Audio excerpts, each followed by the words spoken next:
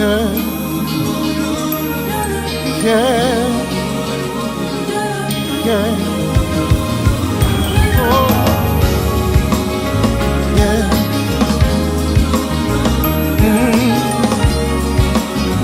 Yeah. Born and dead, saved by love. Count my blessings from above. Though in darkness, have no fear. Light will shine on those holding near. They know that sorrow they will pass. For I know in this life there will be something. But remember that love, yes it will. Love will reign. Yeah. Love will reign. Yeah. In my heart, I believe it. Love will reign. Oh, yeah. Yeah. Have a vision. It's clear and plain. People living life, smiling again. Oh, see the children. They know no pain. Far from pressure, stress and strain. Oh, sorrow, they will pass. For I know in this life there's gonna be some pain. But remember that love, yes it will. I know. Yeah. Love will reign. Gotta believe it. In my heart, I truly believe. Sun will shine again, and love, I can hardly wait. When the light of love shines on us, we'll all be together. There'll be peace, peace, sweet peace. There'll be peace, happiness and joy forever.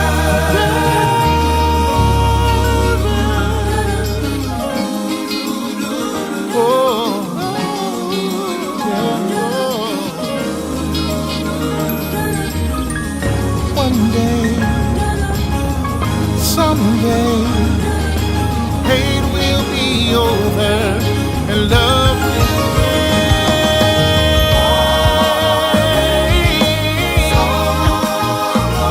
They won't last, for I know in this life there's gonna be some pain. But in the end, love will reign. Yeah. Love will reign.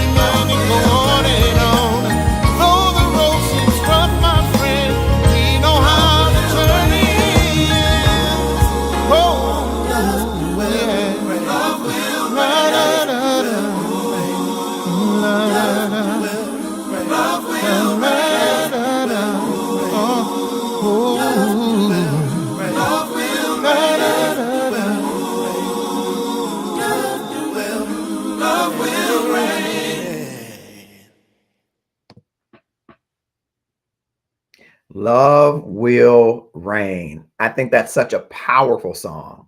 And I'm so grateful that Kiara Coleman Ward allows the Love and Stuff community to utilize his song. We don't own the rights to it, he does, but he allows us the opportunity to utilize his song to spread the message of love. It's a powerful message.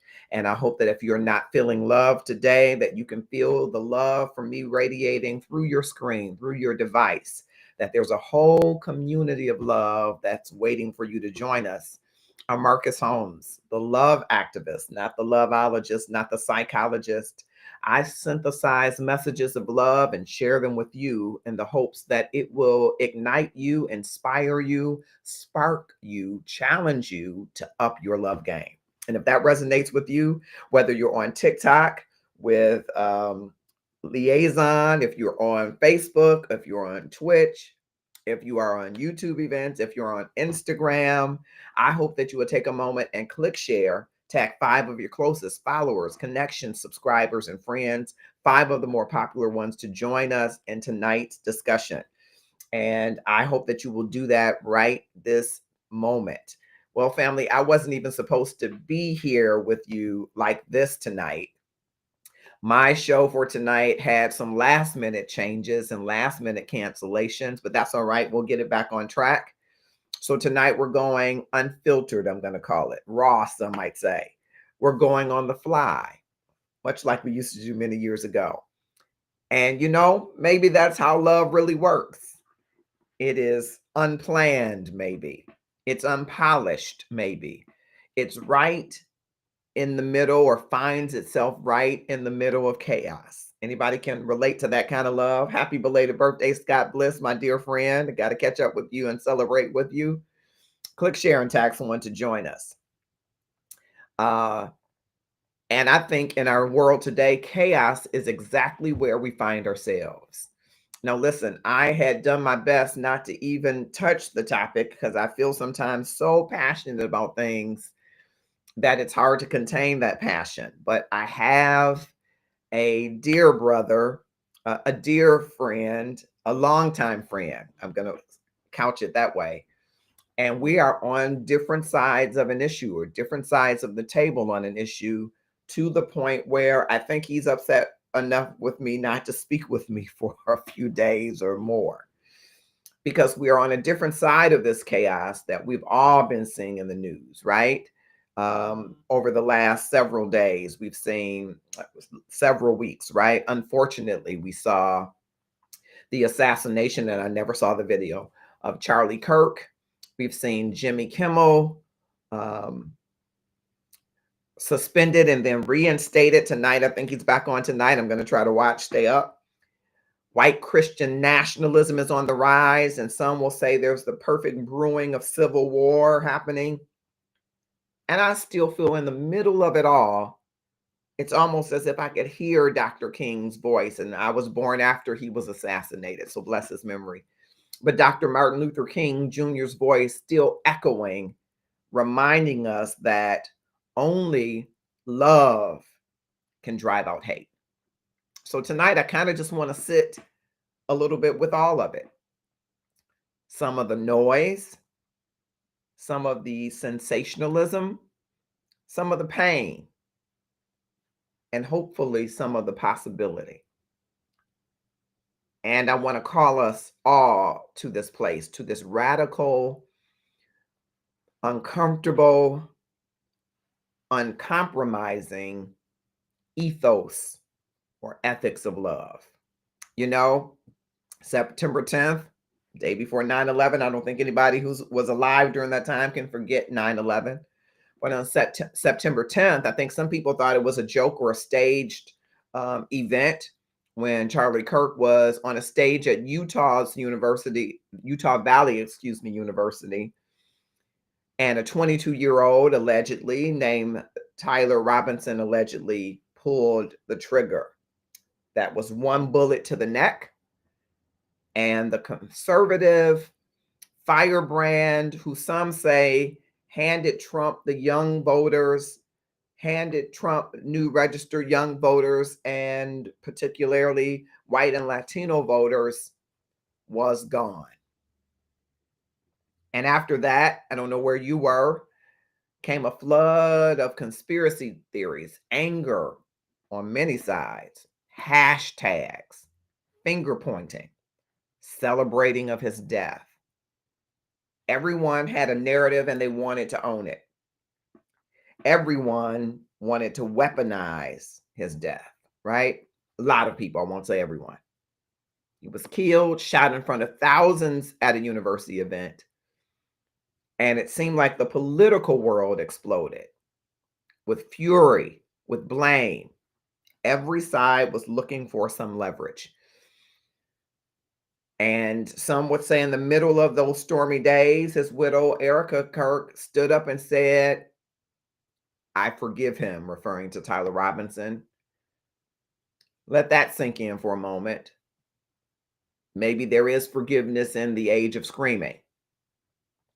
So Charlie Kirk, who was the co-founder of Turning Point USA, who interestingly enough, Mrs. Kirk is now going to lead, it is my understanding, was on his America Comeback Tour. And he was fatally shot. We've learned that Tyler Robinson, who's accused of shooting him, is 22 years old, lives in St. George, Utah, is said to have been reared in a family that is a conservative Republican family, members of the Church of the Latter-day Saints. Really strong thoughts about that. He was enrolled in an electrical apprenticeship at Dixie Technical College because he had dropped out previously after one semester at Utah State University, and supposedly had no criminal record, had begun to share text and rhetoric because he was disturbed supposedly by Kirk's anti-trans statements, and that he had enough of Kirk is what he had said, that he had shared these sentiments potentially with his romantic partner, who is said to be transgendered. Okay. So that's to tell you a little bit about what we've been told about Tyler Robinson. And almost immediately, political actors began pointing fingers. This proves this proves that. You know, conspiracy theories, misinformation started swirling about the shooter. Some people thinking he was Black, false claims and motives about trans ideology and political alignment, which is always the case, right? There are half-truths and political assumptions. And we found ourselves at the cusp again of a divided, I'm going to call it viscerally angry America. In this culture that's addicted to vengeance, addicted to a spectacle. People were sharing the video. I never watched it. People that are addicted to outrage for the sake of outrage. Is it time to break the script? Is it time to say, what does strength look like in the face of outrage? Is it escalating war? Or is it turning the other cheek while still seeking justice? Is Christian love merely sentimental? Does forgiveness erase the crime? Does it deny accountability? Or does it refuse to let hate multiply? Now, hearing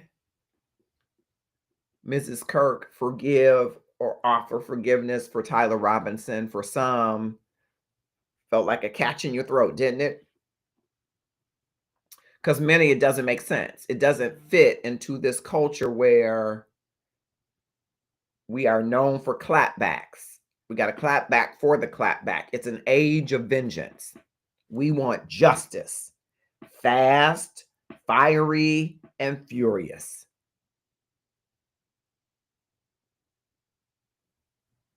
What would happen, though, I want to ask, if in our grief and our outrage, we chose to not fuel the fire to burn, but to purify? What would happen if we let love, not rage, set the terms of our response? That doesn't make love a weak second response, because love is strong. But oftentimes, when our fury is inflamed, when our humanness is insulted, under siege, our response is outcry and rage. Is there a way for love to cry out, spare not, without burning everything down? It's important to think about that, because that's not just what we can apply to the situation with Charlie Kirk, someone that we didn't know, and I will admit, someone that I had not followed or knew. I don't even know if I knew his last name was Kirk. I had not followed him. But I know that there are people willing to fall out with me.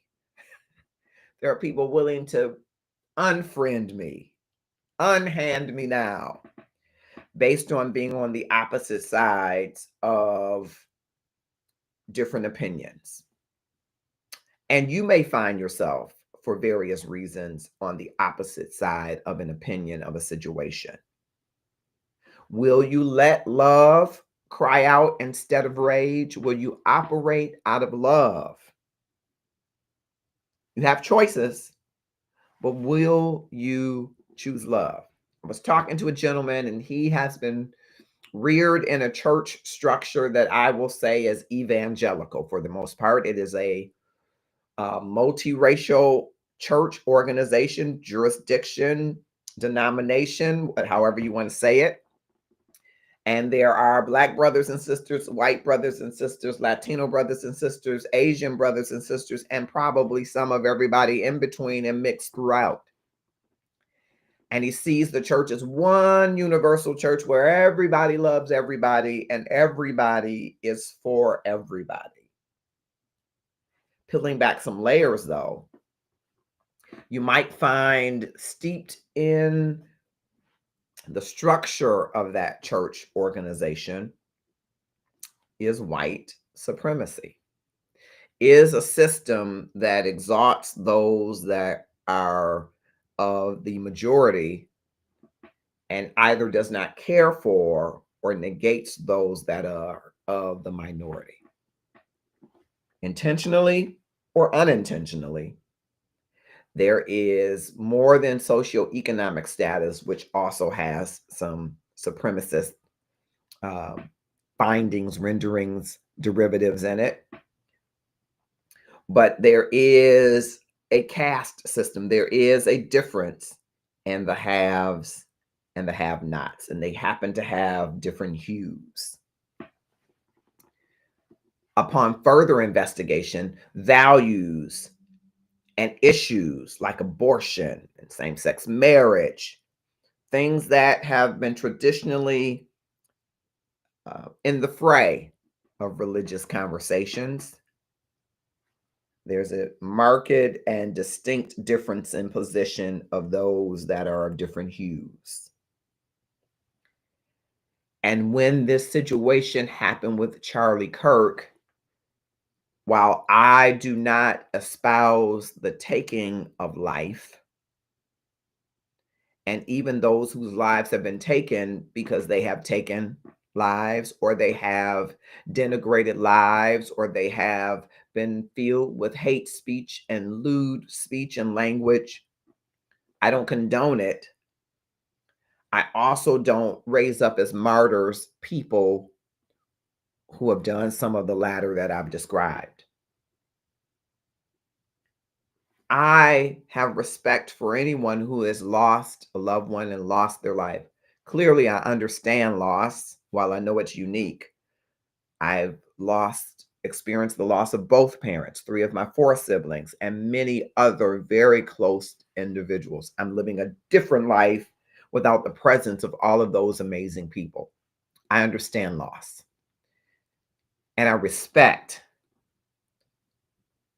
and I acknowledge the life of those whose lives have been lost, especially to violence. That does not, for me, condone necessarily how they may have lived. And I reserve the right to respect their death, but not celebrate in a way that lifts up their lives as martyrdom. And I have a friend, brother, acquaintance, who is the opposite. And I am fully convinced that in part, it is because of his upbringing in the evangelical church. I am not saying that every person that isn't Black is evil, and I'm not saying every Black person is righteous. I'm saying you definitely have to be careful about the movements that have been afoot for years, the systems and institutions that elevate superiority based on race, based on the ideals that position certain races above others. And so I had not spoke at all publicly about it because I don't think it's necessarily worth losing friends over. But I have to come to the place to understand that maybe if I'm losing friends over it, I've got to wonder if we are friends. I challenge you to find a way to navigate these conversations and positions while crying out from love instead of crying out from rage. I want to hear from you in the comments. Those of you that are watching Sammy, that's what we're talking about. He's on TikTok. I appreciate you all for coming and being here, just checking across platforms. Thank you so much. God bless Wanda Jones. Prayers for you. I think I saw something in a post, prayers for you. All right. Then the second thing that I wanted to sit in, Jimmy Kimmel was taken off the air indefinitely, or so it seemed, right?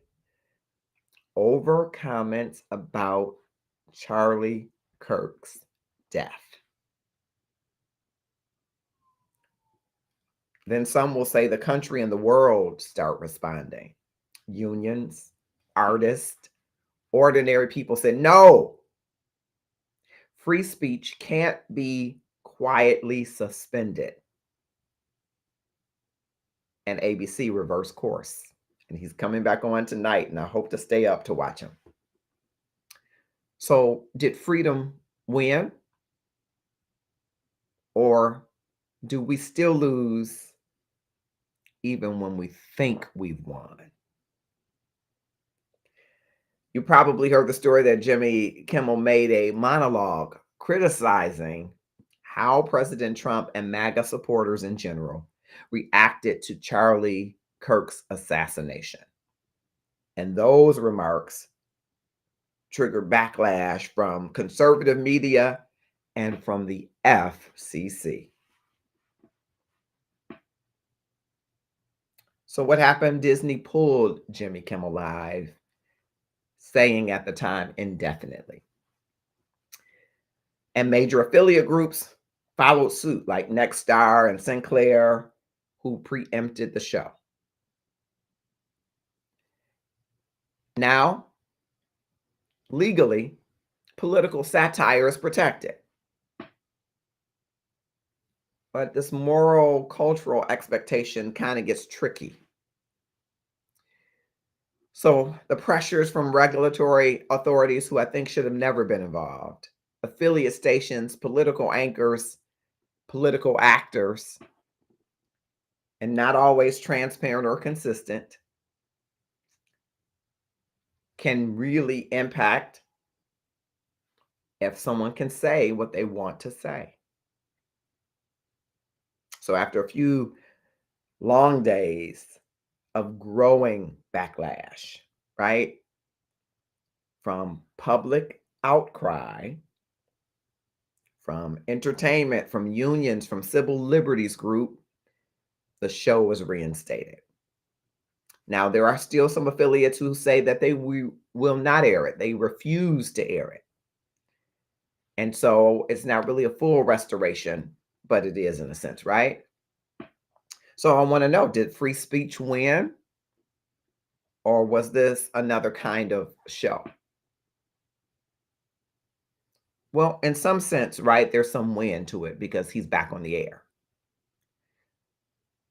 But free speech isn't about one person or one show. It's about consistency, fairness, all messages being allowed, and who bears the consequences when they aren't. Now, it's true that free speech without some compassion can be cruelty. You know, criticism without context can be weaponized, right? So real freedom becomes the space where you can have dissent, dialogue, applause, and mistakes. And you should have this real freedom of speech wherever you are, in your workplaces, in your churches. God, please, in your churches, in your homes, that this real freedom of speech has these components. It has dissent, your right to disagree, your right to cry out in love, your right to say that what you're doing, the direction you're taking, is not one I agree with. It's also the place to say, you know what, I had a position and I made a mistake. I changed my mind. I changed my position. I said something I shouldn't have said. I did something I shouldn't have done. There should be space for dialogue, not where you're just speaking to be heard and not where you're responding just to respond, but where you're seeking to understand and have a meaningful exchange of beliefs, ideals, and values. And the space should be for applause. You should applaud those who speak up and speak their minds with dignity and respect, and those who advocate and fight vigorously for people's right to do so. That's worthy of applause. When you have these four things in that space, you've got a real opportunity for freedom of speech. Now, translate that to your relationships. Are you in relationships where you're not being applauded for speaking up? Where you're not being applauded for making a place safe for someone else to speak up? If that's not true, I challenge you, I submit that you are not in a relationship where there is real freedom of speech. If in that relationship you cannot disagree, you cannot dissent from the prevailing opinion or opinions, you have to go along to get along without, because there's this fear of retribution or retaliation. You're not in a space where there's real freedom of speech. If you can't make a mistake and acknowledge it and apologize, or you can't accept someone else's mistake or misstep, I challenge you to think about whether or not you're really in a real freedom of speech space. And if you can't have dialogue, I challenge you as to whether or not you're in a real freedom of speech space. Well, Jimmy Kimmel supposedly said, quote, "We hit some new lows over the weekend with the MAGA gang, desperately trying to characterize this kid who murdered Charlie Kirk as anything other than one of them. and doing everything they can to score political points from it, unquote. He also said of the president's response of how he's doing, quote, he's at the fourth stage of grief, construction, unquote. He goes on to say about the president's comment, quote, this is not how an adult grieves the murder of someone he called a friend. This is how a 4-year-old mourns a goldfish, okay? Unquote. So, although freedom is not about one man getting his mic back, and more about whether we live in a world where speech isn't muzzled by political pressure or corporate greed or fear or regulatory bullying. It's kind of conditional permission if there's not a full restoration, right? And here's where love intersects. Freedom without love is a form of cruelty. It becomes saying whatever you want, no matter who you crush. But love insists that freedom of speech also carries responsibility. Truth telling that builds and not just destroys. So if you ask me if freedom of speech really won, I'd say the verdict is really still out. Freedom really isn't measured by who gets reinstated. It's measured in whether the vulnerable, whether the marginalized, whether the underrepresented, the one with no mic, no stage, no camera, can speak without fear. I want you to think about that. I want to hear from you in the comments. I'm going to take a quick break because I want to share with you our partner, DetroitCouture.com. June Michelle Eaton has an amazing business. And ladies, if you're looking for just the right outfit, here's where you need to be. Hi, my name is June Rochelle, and I own Detroit Couture. We are a fashion-forward women's boutique, and we offer friendly sizes from small all the way up to 3X women's sizes, very generously fit, very great quality. I actually have on one of our pieces today. It's called the Cuffed Up. It's in gray, burgundy, and black and olive. And it actually has a lot of stretch and give. So listen, in this time, we try to make sure that, first of all, it's quality and customer service that we offer our clients. And I'm so glad to have this opportunity to share with you. So go and visit us at DetroitCouture.com.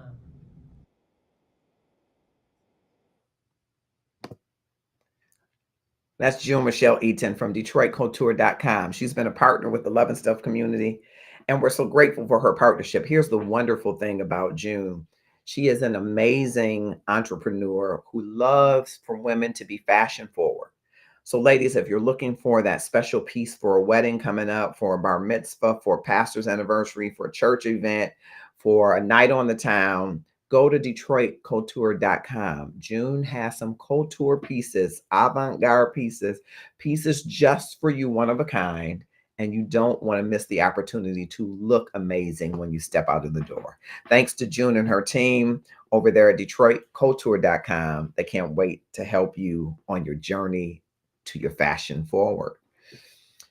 We've been talking tonight off the script, on the fly, just things that I wanted to sit in because I had a conversation with a gentleman and we ended up on the opposite sides of the conversation, opposite positions. And he didn't block me, but for all intents and purposes, he did. Now, I've known him for over 30 plus years. And sometimes it bees like that. Sometimes you get to a place where you want to agree to disagree and someone isn't at that point yet. And that can be okay as long as there isn't harm being inflicted on each other, that you might need some space to come to terms with the fact that everyone has the right to their position and opinion, even if you vehemently disagree. We talked earlier about some details around the assassination or death of Charlie Kirk, and on Jimmy Kimmel being um, basically silenced for all intents and purposes. And was his return tonight, he's being reinstated tonight, is that an indication that freedom of speech won? I think the verdict is still out, because again, freedom isn't measured necessarily in who gets reinstated. It's measured in whether the marginalized, the counted out, the brokenhearted, the vulnerable, the ones who have no mic, no stage, no camera, whether they can speak without fear. And from this point, I'm challenging you that if you're in relationships that don't have these components in the space of freedom of speech, then maybe you're not in a space that really um, embodies free speech. The real freedom of speech includes space for dissent, space for mistakes, space for dialogue, and space for applause. Ask yourself, are my relationships having space for the freedom of speech? You must be free to speak. At the outset, I was saying that I could, I've been fortunate to hear a lot about Dr. Martin Luther King Jr. growing up. I was born after his assassination, and I've had a chance to read some of his writings, recite some of his speeches, as many little Black boys do in church. And so I've always had the utmost respect for him, and it would be hard for me to understand individuals that didn't. And some of the things I will not repeat that the late Charlie Kirk allegedly said, because I haven't seen the video or heard him say it. So that's, what I've read. Make me think about what Dr. King's voice would be echoing in this day and time. He would be, I believe, in this time where I think we are creating a interesting brew of civil war and chaos, of ICE officials and National Guard in cities. It's brewing for unrest.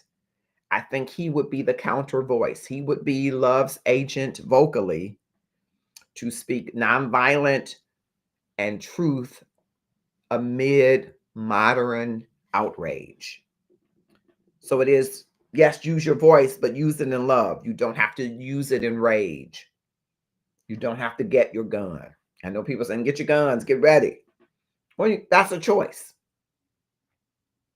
So thinking about this movement of Charlie Kirk and broader cultural movements, just to kind of look at them from the backdrop of Dr. King, because he walked into hatred with a sword of love. He lived in a way that he didn't fear the cross. He carried it. And in a world where outrage is currency, I wonder what he would say to us or of us regarding our speeches, our anger, our rage. And is there anything that his philosophy is asking of us, especially now when tragedy, even though some are saying it's not a tragedy, but when tragedy strikes, a lot of times our first instinct is to blame, it's to retaliate, it's to scream. And those are fair responses, but not end-all responses in and of themselves, right? Your scream can be heard and felt, but it shouldn't be the end of your voice. A retaliation is a response, maybe not the go-to response. But then what after retaliation? Is there retribution? Is there reparations? Is there recompense? And what about blame? Are you pointing fingers and absolving yourself from the responsibility of the fingers that are pointing back to you? So when we think about, and from some main points of Dr. King's core philosophy or philosophies around nonviolence and the love of the enemy and justice, love is an active force. It's an action word. Agape is not just an emotion, but it's also a way of seeking justice through challenging systems and individuals that run them, but not just individuals. Challenging those systems, calling for recompense, for reconciliation, for reparations, and speaking to them through nonviolent resistance. Of course, Charlie Kirk's movement has been for some, hey, uncle, like the white Christian nationalism, right? Because that's a lot of what we're hearing about, right? It frames an us versus them. Any organization, I'm going to say any organization whose fulcrum, whose infrastructure, whose institution, whose agency, the way it navigates through governance creates a haves and a have not, and there's a color line, there's a hue line, are trying to invoke fear, most instances because they fear losing the power or power of influence. Now, it's not every faith that does that, but many of the faiths that you see that are Christian, that are intertwined with politics, partisanship, and not just those two, and us versus them, there is some distinct color line. And that is what Dr. King criticized. This nationalism. He wasn't the separatist. Some people argue that he should have been. Toward the latter years of his life, some will argue that he was a separatist, that he was a baptized separatist, right? But he criticized nationalism and criticized prejudice because he had this vision of universal dignity, that humans deserve dignity. He suffered and asked followers to suffer instead of hate. So I don't know if Dr. King's response would be to inflame vengeance. And I know it makes us angry, right?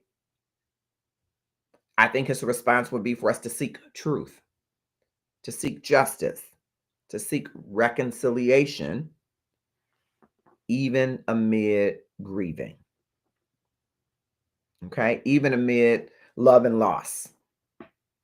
Because you can forgive, it's not easy, but you can forgive while still pursuing justice. Because if you don't, I submit, when you refuse to allow forgiveness to happen while you are moving, while you are in motion toward justice, the death of one person can be the seed to hatred in many.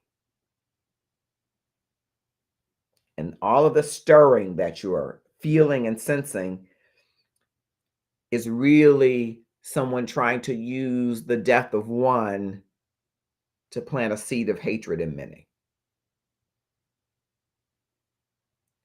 So you got to be careful when people are more devoted to order than they are justice, who are devoted to bringing to order or sensationalizing headlines so that they can create this fake sense of order, sending guards to cities, this fear mongering, this tribalism. It's a form of fear that is afraid of losing power or influence. We're supposed to practice love every day. In our response to those who attack us. Now, love doesn't make you weak. Well, there's a song that says that, right? Not in the sense that you're powerless. Our love should call us to not mirror violence, but to stand firmly in our truth, to stand in forgiveness, to stand against being baited into partisanship, rather, when people suffer. I'm on their side, I'm on my side, or on this side. Be on the side of what's right. Killing is not right, though we have seen it. We've seen it even today in our own cities. The killing by those and majority of those in minority is not right. And it shouldn't be our response to do eye for an eye, tooth for a tooth. But we should remember that Dr. King is not some historical relic. He is a guide. He is still guiding if you let him. How to grieve without hating, how to demand justice without losing soul, how to pursue justice while forgiving. These current storms require us to buckle down and bear down so that we can keep moving beyond the fray. It's not a path of blowback. It's a hard path of love that transforms. Love can transform those that hate. Doesn't mean that you don't recognize those that hate. It doesn't mean that you don't protect yourself from those that hate. But the love that you possess has the power to transform. See, Dr. King's words of love still cut like a sword through all of this noise. Some will say Charlie Kirk built his empire on outrage, on fear mongering, on fear of losing ground of the real America, on making enemies out of neighbors. Some will say he framed faith as control and politics as combat. Well, in contrast to Dr. King, Christianity wasn't about domination. It was about liberation. The movement wasn't built on a scapegoat. It was built on solidarity. One that didn't preach vengeance, but preached agape, unconditional love, even for the enemy, and love that breaks chains.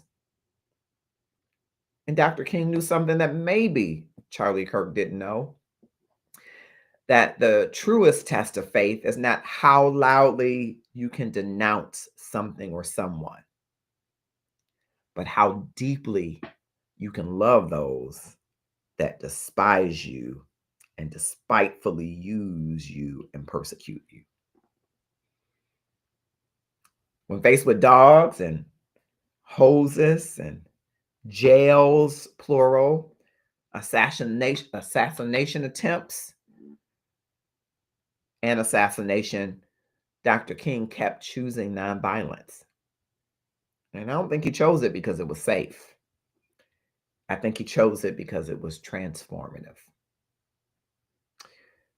Which raises for us a piercing question. In the wake of this death of Charlie Kirk, some will say assassination, are we going to imitate his legacy of outrage? Or are we going to imitate Dr. King's legacy of love? Because history is watching. And our children, and possibly their children, will inherit whichever one of those we feed. You know, this talk around white nationalism and its potential to destroy love. And I know there are some people, as I was saying, my acquaintance friend, I told him that I believe a part of this white Christian nationalism is an enemy to love. Elitism is an enemy to love. Hate is an enemy to love. And it can harm everyone in its wake. Because white nationalism isn't just politics versus politics and religion. It's kind of like having a worldview and then saying, here is the list of enemies to this worldview.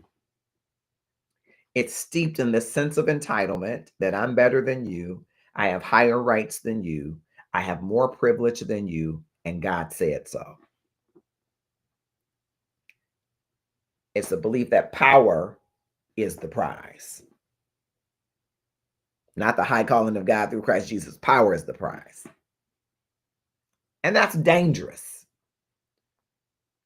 And it even hurts those who think that it protects them. There's this belief by some that America is fundamentally a Christian nation, and that Christian ideology or Christian beliefs should shape laws, culture, governance. It's often entangled with race, Christian meaning white, church meaning privilege, patriotism meaning conformity. Christian meaning white, church meaning privilege, and patriotism meaning conformity. It has some promises: order, tradition, security, clarity. And for some, that feels comforting in chaotic times because you can rely on what order, what tradition, what safety, stability, or security offers you, and what you're clear about what you believe and what you don't.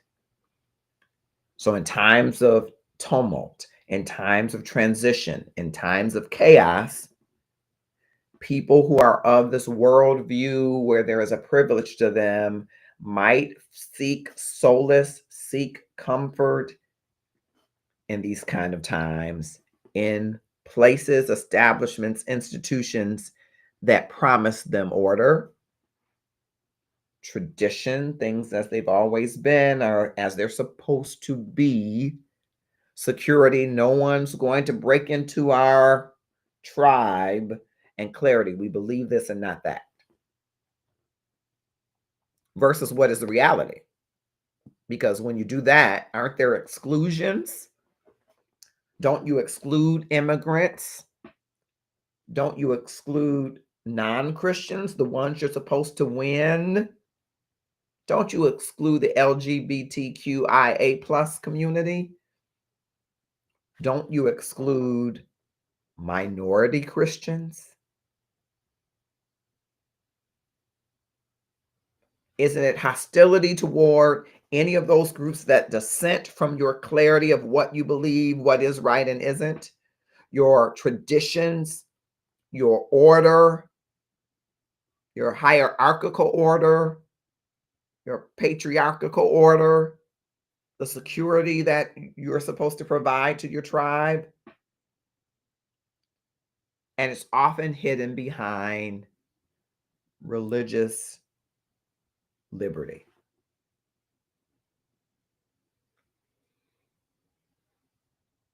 You'll know when it's fostering hate and elitism.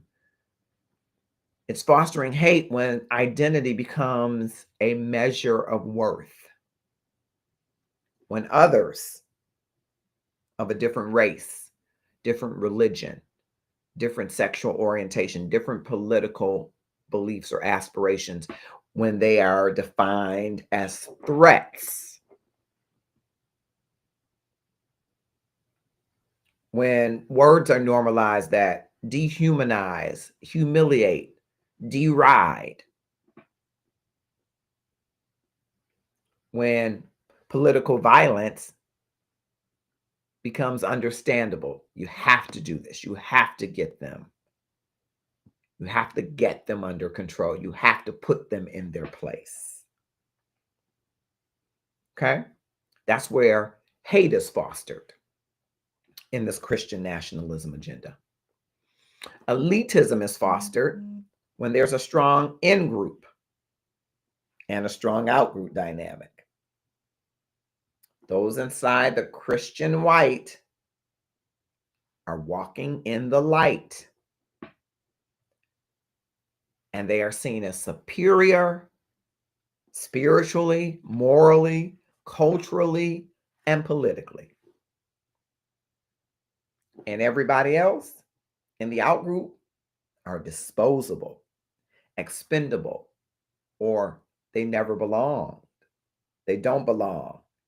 They're un-American. They need to go back from where they came.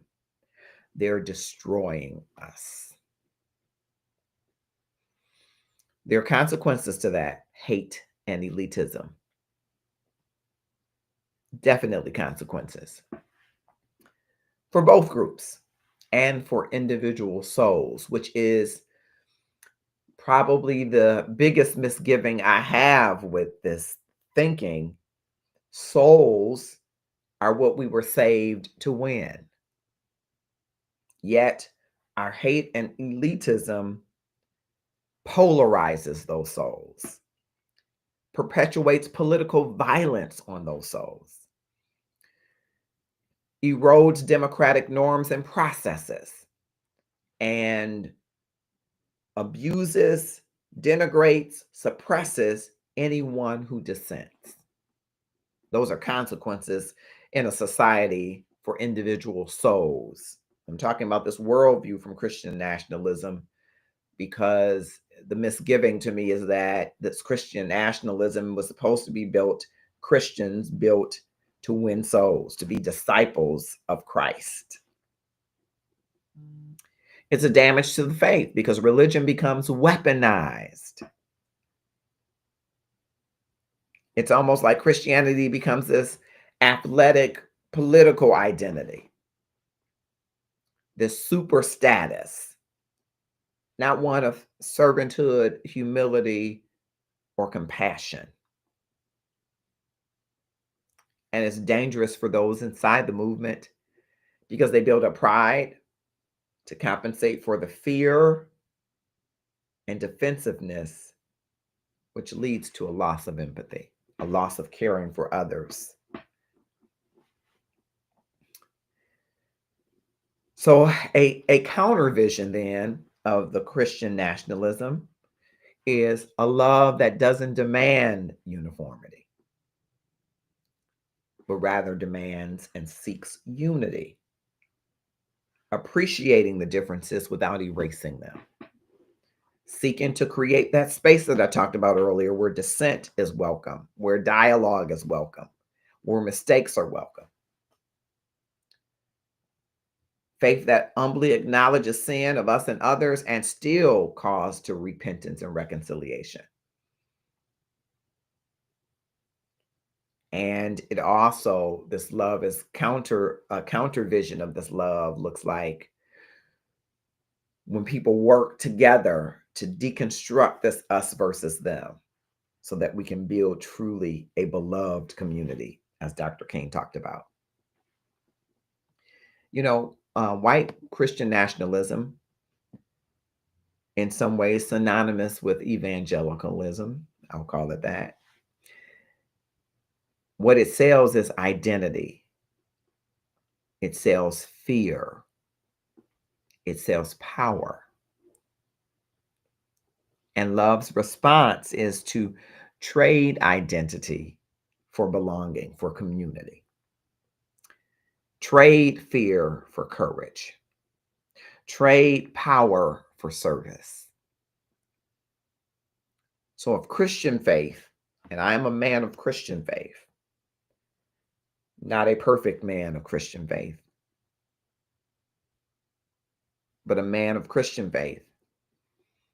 So if that faith is going to mean anything, if freedom of speech or forgiveness or justice or dignity are going to mean anything, we've got to reject the hate that's dressed as piety.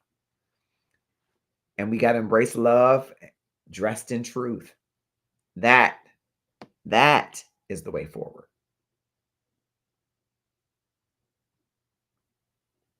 That's the way forward. Because we have choices. The world always seems to choose sensationalism. Charlie's death, Kimmel's return, nationalism's rise. They're all reminders, aren't they? That this world seems to always choose sensationalism. But we do have other choices. We can live like Erica Kirk, who is forgiving.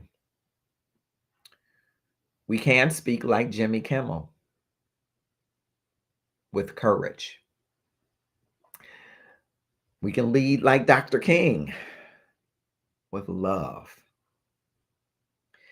We can resist the poison of nationalism, and instead of saying us versus them or they're not our neighbors, we can build a nation and communities and churches and homes where every neighbor belongs. That's the call of love. That's the call of love and stuff. Not just to talk about love, but to do our best to live it. Even when, especially when it's costly, when it's hard, when it breaks us first, when it seems the most difficult to do. Because love truly is the only way forward. And family, that is the absolute truth.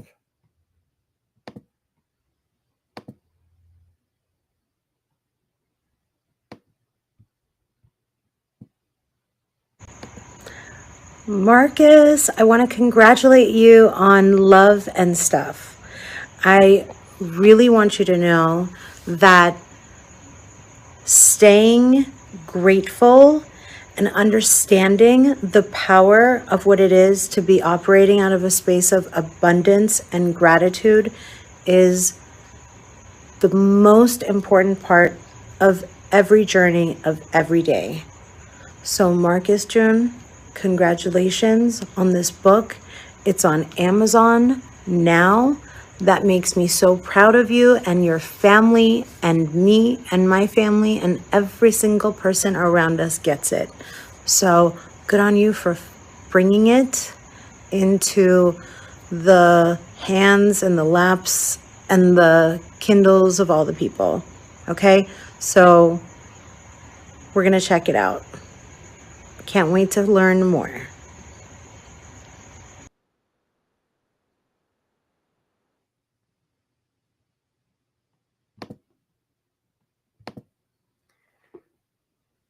Love and Stuff is proud to share with you this book, The Gratefulness Journey, every day.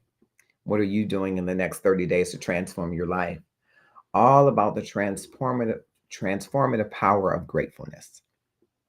You know, even in the midst of chaos, you and I have so much for which we should be grateful. And if you're having trouble connecting to and walking through a life filled with gratefulness, I invite you to try this book as Shahs of Sunset star MJ has found, and her husband has found through the practice of gratitude and gratefulness, that it can transform your temperament. If you are struggling with anger issues, you're struggling with anxiety. Now, of course, if you're under the care of a professional or need to be under the care of a professional licensed therapist or psychologist, I invite you to do that. And accompanying that journey, you might want to get on the gratefulness journey every day. Many years ago, I was afforded this wonderful, powerful lesson from an amazing woman. Her name was Princess Holmes. She had buried 3 of her 5 children, her husband of 59 years, 2 of her closest siblings and friends on one Thanksgiving when I decided that there would be no Thanksgiving dinner. She held my hand and said, "You have the right to grieve for as long as you need to. You reserve that right. But you must also reserve the right to be thankful for and take inventory of everything and everybody that you have left." Still to this day, when I repeat that, even to you now, the hairs on the back of my neck stand, because it is profoundly true that you have much more to be grateful for than you're probably taking inventory of. Our world is in chaos. It's brimming with the threats of civil war, with race wars, with class wars, with a caste system that is broken and does not reward for performance or moral anything. You need to know what you have, and you need to treasure and savor it and be grateful for it. So I invite you to consider getting that book. Once you purchase that book, there's also a journal that accompanies that book in case you want to journal every day of your journey. And I'd love to walk with you on that journey through gratefulness. We also have other items in our love and stuff sphere. I want you to consider those of you that are in the market for love and you've been following me and I've been telling you go to the grocery store. If you had some success there and you don't know next steps, I want you to join our 36 questions that lead to love 2.0.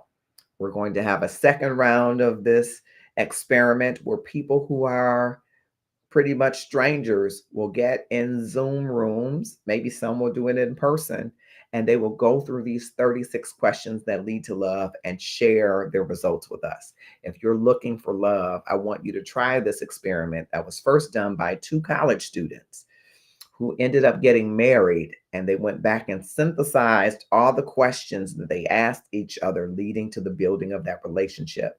They did it as a psychological experiment and it went viral.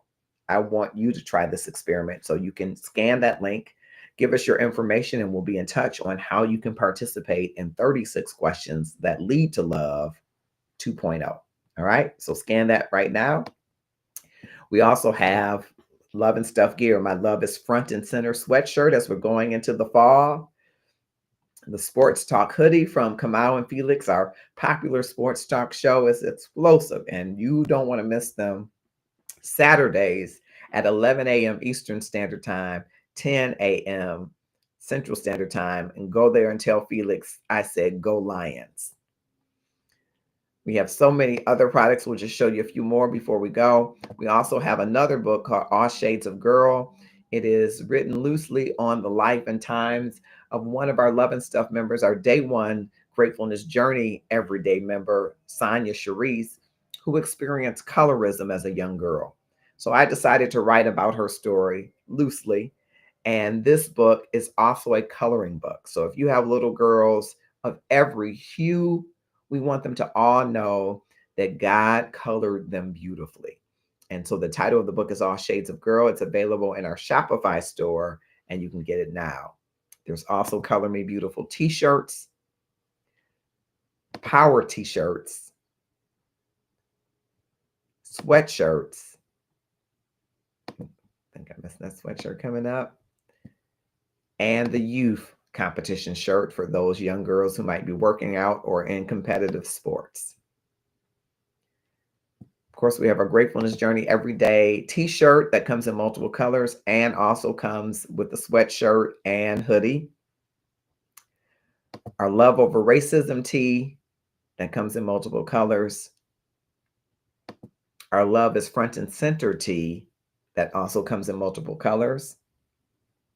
And our flagship Love and Stuff design that our brand ambassador actor Richard Dickey Mason wears proudly on many sets. You may have seen it. If you haven't, keep watching him. He's the one to watch, a phenomenal actor, and we're proud to have him as our brand ambassador. Well, I want you to know how much I am grateful for this new season. We had to detour today a little bit from our schedule of shows. We'll be back next week. We're going to be talking about the power of healing and forgiveness in relationships and the self-talk that you need to have with yourself to build yourself up. Dr. Deborah Gray will be joining us. She is a noted relationship coach, communication coach, and she'll be helping you to walk. Okay, now you got out of that bad relationship, but you're in a bad relationship with yourself. So how do you improve your self relationship? Remember, we talk here about the quintessential love that is God. He loves us so much. He's given of himself for us and written a love, beautiful love book about us in chapters that we can read and live through. And he wants us to love him with everything we got. I'm paraphrasing. And our neighbor as we love ourselves. So the second love we talk about is self-love. And if you love yourself, you should encourage yourself. You should talk to yourself. You should say affirmations. You should quelch the negative, limiting beliefs and self talk that have been told to you or that you're repeating and break that tradition of that negative talk by having important self relationship talk. Before you get into the next relationship, are you letting yourself know that you're worthy, you're valued, you're wonderful, you're kind? Well, Dr. Deborah is going to be with us next week. So I want you to tune in and bring your questions with you. And then we'll double back to get back on path so that those of you that are single who have questions and you're out there dating, we're going to bring on married couples, some who've been married a short time and some who've been married a long time, to answer your questions. It's the power couple and the power single coming together for powerful dialogue. I hope you will join us. I hope you will take a moment and click share, whether you're watching this on TikTok, whether you're watching this on Instagram, Facebook, Twitch. I'm missing some YouTube events if I said it, and somewhere else I am. I said Instagram, TikTok, Facebook, Twitch, and YouTube. I said them all. Click share. Tag 5 of your closest friends, 5 of your closest subscribers, followers, connections to join in the discussion. I just had to sit a little bit in all that's going on around the world and still remind you that we've been called to love. We've been called to make safe spaces for those who are in chaotic situations. We've been called to respond to those who are crying in rage, to teach them how to cry with courage and love.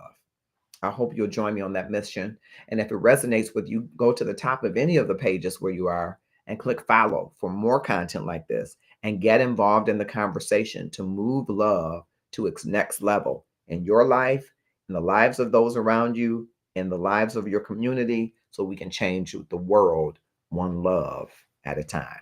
Thanks for being here. We'll see you soon.